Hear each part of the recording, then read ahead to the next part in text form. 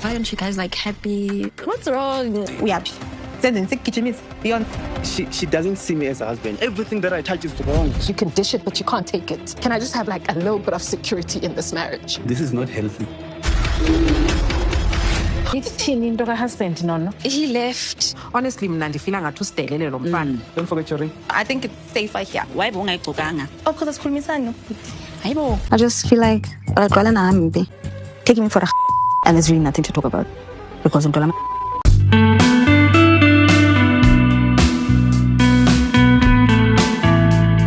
Guys, by the look of things, every week it's getting worse on Married at First Sight.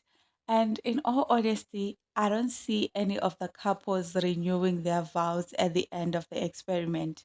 The red flags are just all over, and the season feels completely unwatchable because almost all the marriages look like absolute rubbish.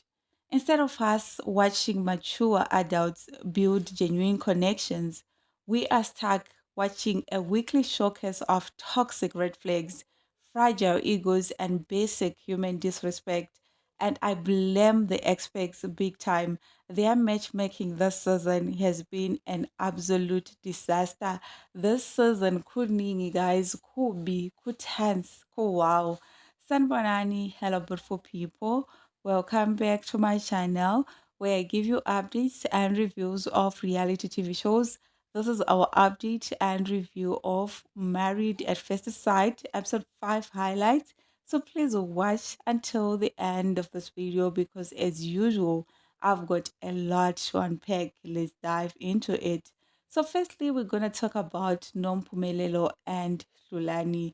So what I picked up from yesterday's episode is Okusi Nompumelelo ain't ready for marriage. In as much as Shulani is not perfect, dude is literally trying.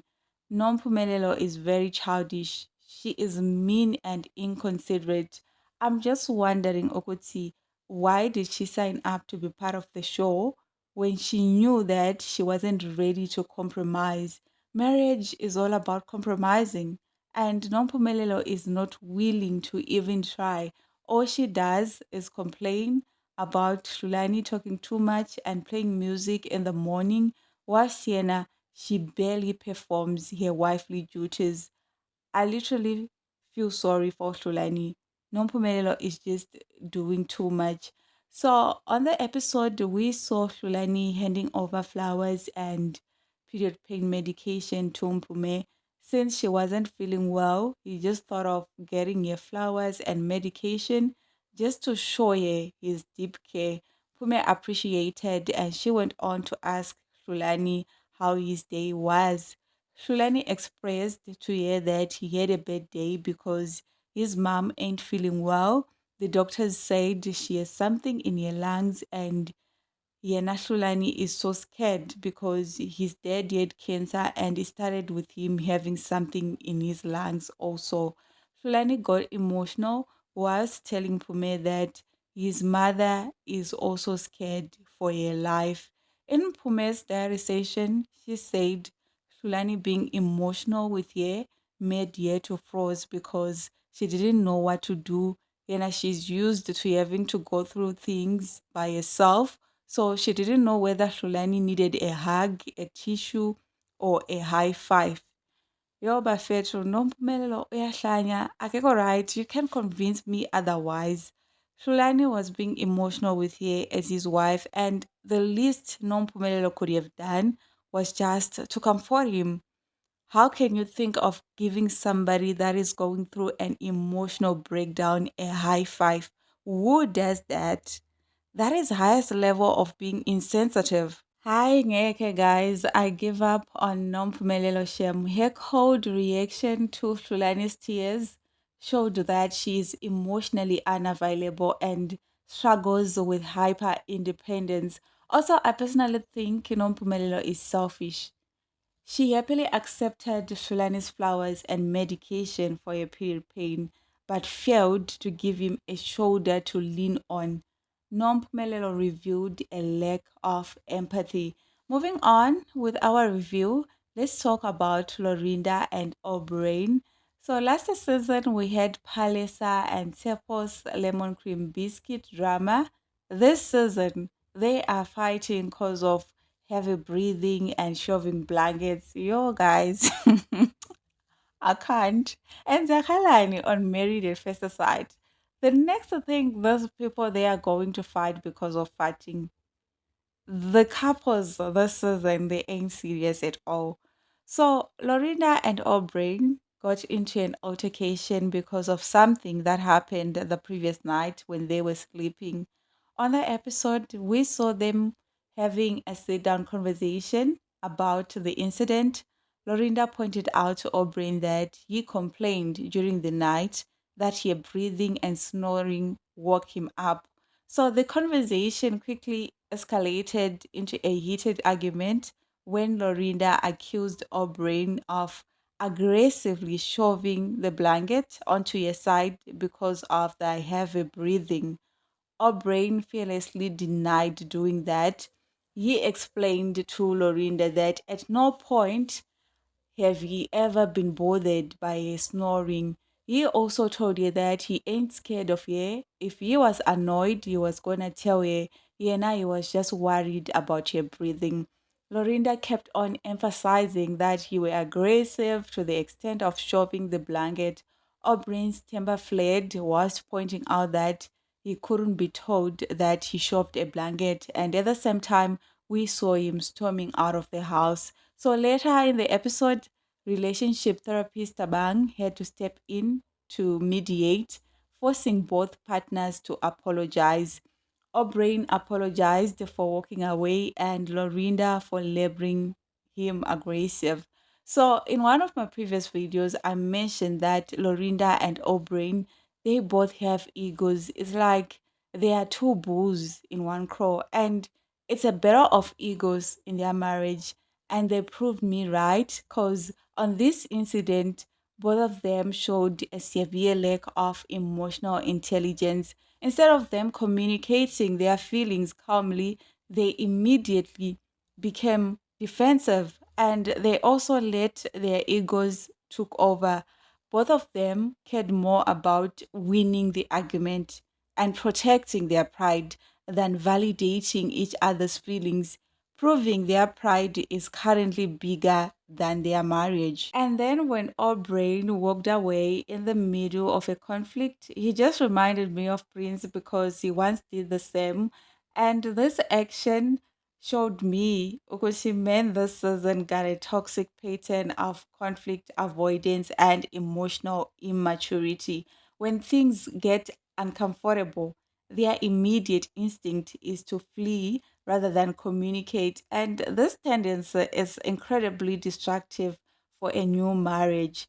Carrying on with our review, let's talk about Prince and Esetu. So, on the episode, we saw Prince and Esetu meeting up with their friends, and Esetu addressed an off camera incident during the meetup.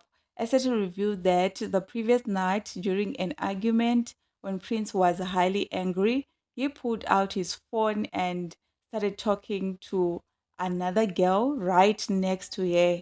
She stated that Prince literally told the woman on the phone Okuti he felt like they should meet for a date or something. Esato's friend asked the Prince Okuti how could he feel comfortable calling another woman in front of his wife. Prince weakly deflected by claiming it all depends on what the context of the call is. His friends told him straight to his face that it's wrong and unacceptable because he is married. Okay, so guys, the prince's actions clearly signal that he is on the show for the wrong reasons. He is using the platform for fame or a vacation rather than a real commitment. Him inviting another woman on a date right in front of Esetu, his new wife, shows he does not respect the sanctity of marriage. A man genuinely looking for a lifelong partner would not actively search for backups because of a mere marriage conflict. Prince's behavior is a massive red flag that he entered Married at First Sight for the wrong reasons. He enjoys the attention of being a television husband, but he has absolutely zero intention of being a real faithful partner to Esetu. I genuinely feel sorry for Esetu because she seems like someone who entered the experiment with an open heart and a genuine readiness to commit, only for her to be merged with a partner who is completely wasting her time. It's sad. Esaru's situation is incredibly painful to watch because she's doing everything right, yet she's being punished with a toxic partner who cannot give her the respect she deserves. Lastly, let's talk about Lesiba and Matsiri. So on that episode, we saw Lesiba and CD going out on a double date dinner with the Ngobenis. So right after the dinner date, Lesiba left and never returned to sleep in the marital home. He left CD completely in the dark until Saturday afternoon. So whilst Yena Lesiba had left CD in the dark, the experts gave the couples a task to socialize with each other's friends. And Matseriso showed up solo to meet Ye and Lesiba's friends. At the same time, we saw Lesiba swaggering into the friends' meet-up late, acting totally casual. So his friends and Sidi's friend decided to step aside, giving TD and him privacy to sort out their mess. Lesiba went on to ask CD why she was angry, and Sidi told him Okochi she wasn't angry, but she just feel like he is taking her for a fool. Leseba told Sidi that he was very angry and she were not trying to listen to him. That's why he left and he ended up breaking his phone. He went on to say when he's angry and can't talk, he just disappear.